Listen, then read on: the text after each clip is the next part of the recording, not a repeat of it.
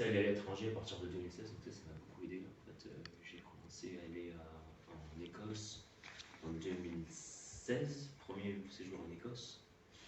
Et j'ai beaucoup voyagé après, donc ça m'a permis de mieux me connaître moi-même, les anglo-saxons dans beaucoup de pays. Alors les anglo-saxons, justement, sur la neurodiversité, sont très en avance par rapport à tous les autres. Hein. C'est vraiment à la pointe du truc. C'est pour ça que c'est intéressant pour moi.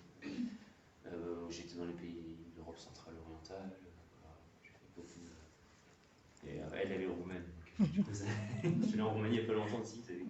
Total, n'a rien à voir avec le fait d'être ici, mais c'était une expérience enrichissante. Je parle que l'anglais. Ouais, parce que l'anglais étant une langue internationale, tout le monde la parle en fait. Ça suffit exactement. Voilà.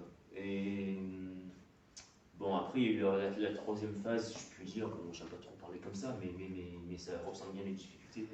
C'était la phase de recherche d'emploi après mon diplôme. Donc, j'ai un master 1 d'anglais, LLCE, à la fac, un master 2 d'études européennes. C'était pour travailler dans l'UE. Je n'ai pas réussi à faire ça parce que finalement, l'épreuve d'admission n'était pas. Il fallait faire des maths. Je ne vois pas trop le rapport dans mon esprit avec les maths. Hein. Ouais. La politique européenne, mais bon, enfin. Et la finance, il y a d'autres trucs aussi un peu délirants. Et voilà, donc après, il y a eu une recherche d'emploi. J'ai réussi à trouver 2 fois des emplois. Et là, je suis en recherche pour un 3e emploi. Ça fait depuis 1 an et demi. Juste en France, pardon.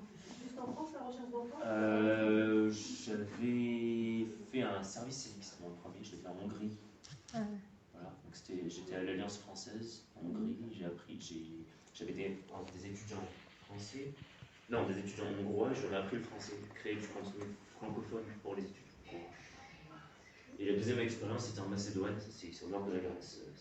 C'est pendant 11 mois, c'était ma plus longue expérience.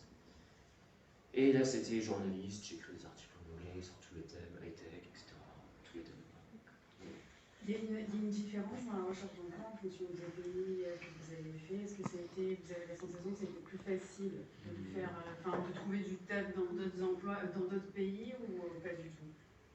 Ou même l'insertion, en fait, avoir un boulot en France, est-ce que c'est plus compliqué, l'adaptation plus compliquée que dans d'autres pays? J'ai jamais réussi à avoir de boulot en France, j'ai eu un petit stage de 2 semaines. Ouais.